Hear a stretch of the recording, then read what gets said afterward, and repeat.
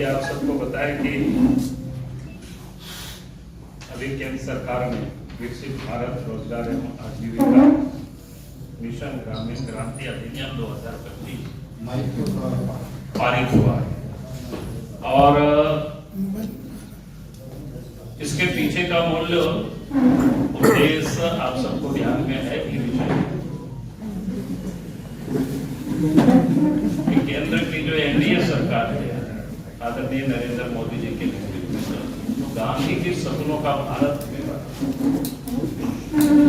और देश के प्रधानमंत्री आदरणीय नरेंद्र मोदी जी ने कहा कि 2047 तक हमें विकसित भारत बनाना है।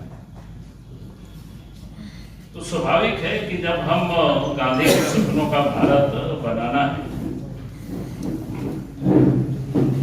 और इसलिए ही इसको बड़ा सोच समझ करके इस नाम को रखा गया है विकसित भारत रोजगार एवं आजीविका मिशन गारंटी अधिनियम 2025।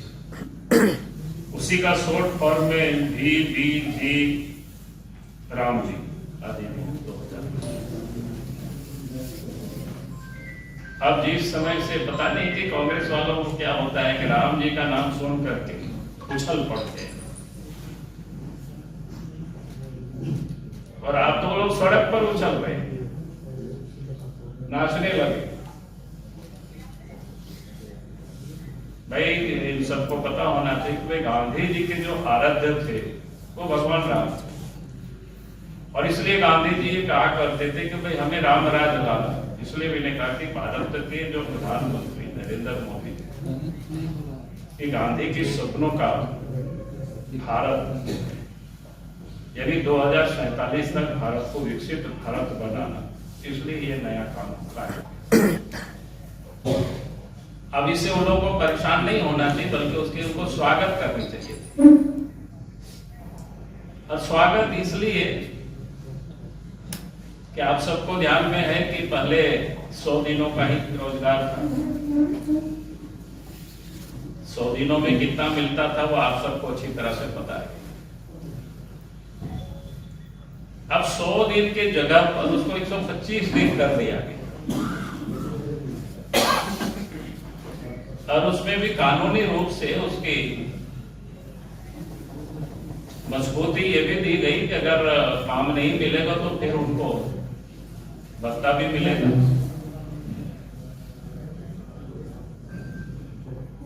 और उसके साथ साथ इसमें यह भी व्यवस्था की गई क्योंकि कृषि कार्य भी कोई प्रभावित नहीं हो,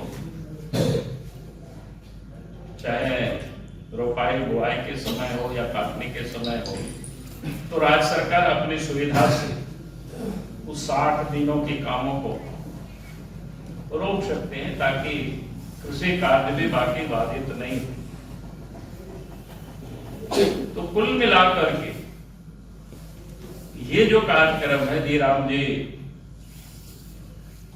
जो योजना है जो कार्यक्रम है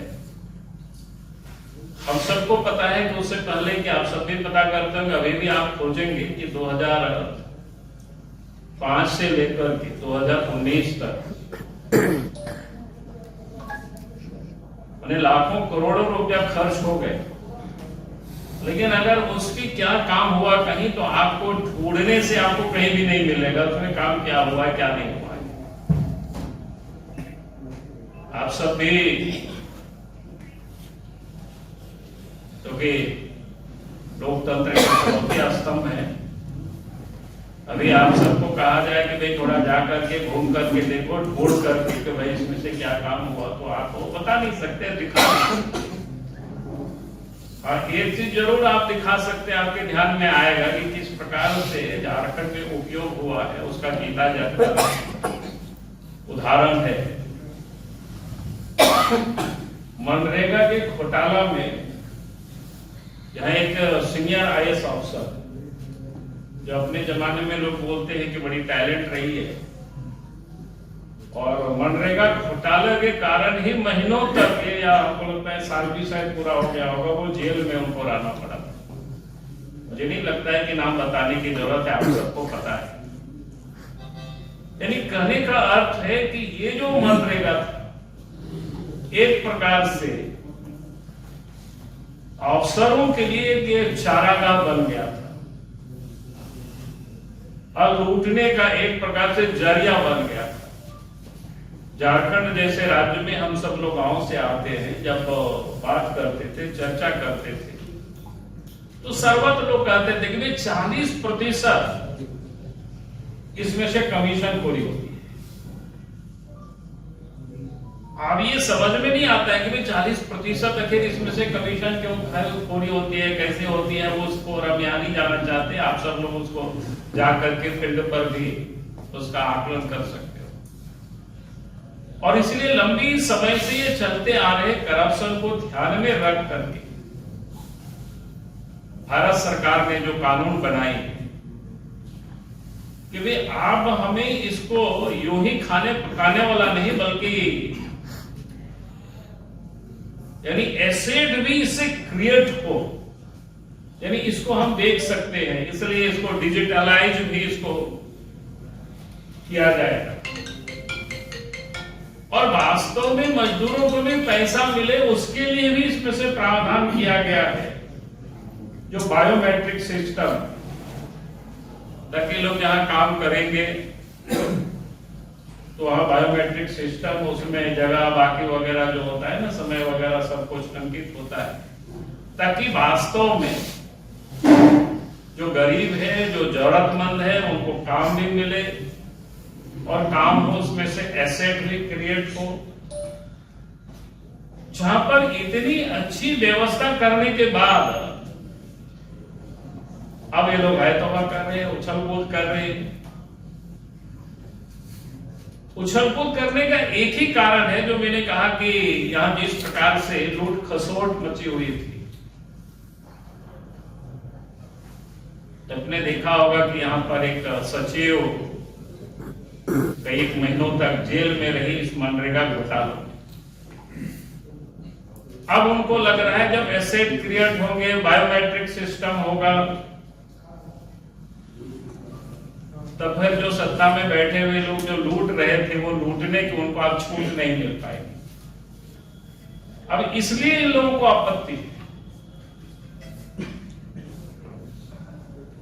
और जिस बात की लोग बोल रहे हैं कि भाई ये 60-40 इसलिए है इन राज्यों में कि भाई आप उसकी अकाउंटेबिलिटी भी राज्य की होनी चाहिए, कि ऐसा तो नहीं चलेगा कि भाई आप लूटते रहे, लुटाते रहे, तो सरकार की भी, स्टेट का भी कंट्रीब्यूशन उसमें होनी चाहिए। और काम के लिए भी कई क्षेत्रों को बिल्कुल क्या कहते हैं, उस संरचना के दृष्टिकोण से किया ही है कि एक क्या कहते हैं,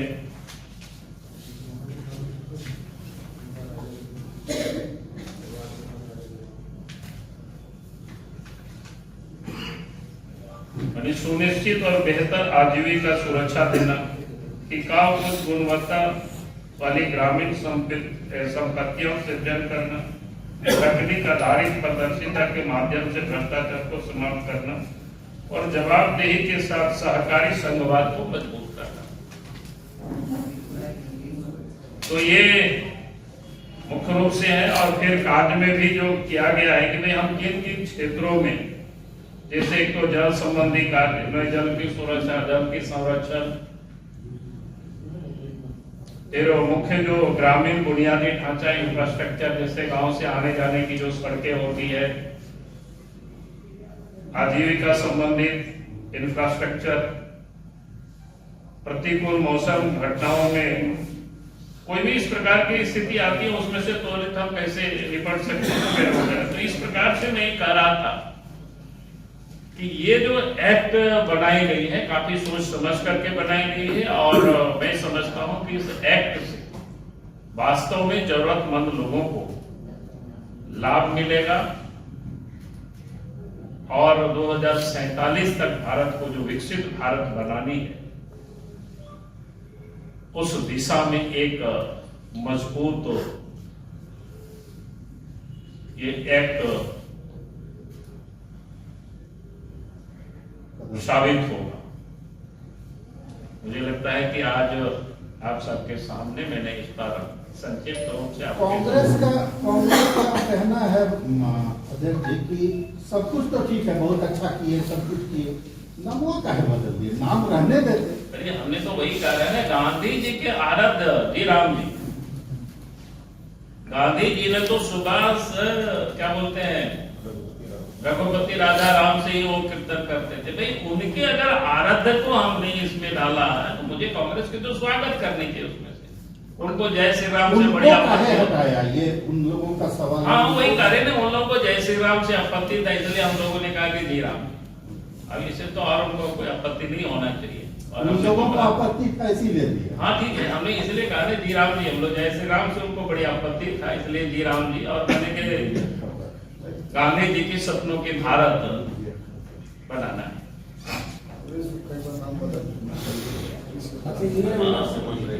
ये उसका डाउट है जरा, इसका एक लिस्ट है, मैं उसको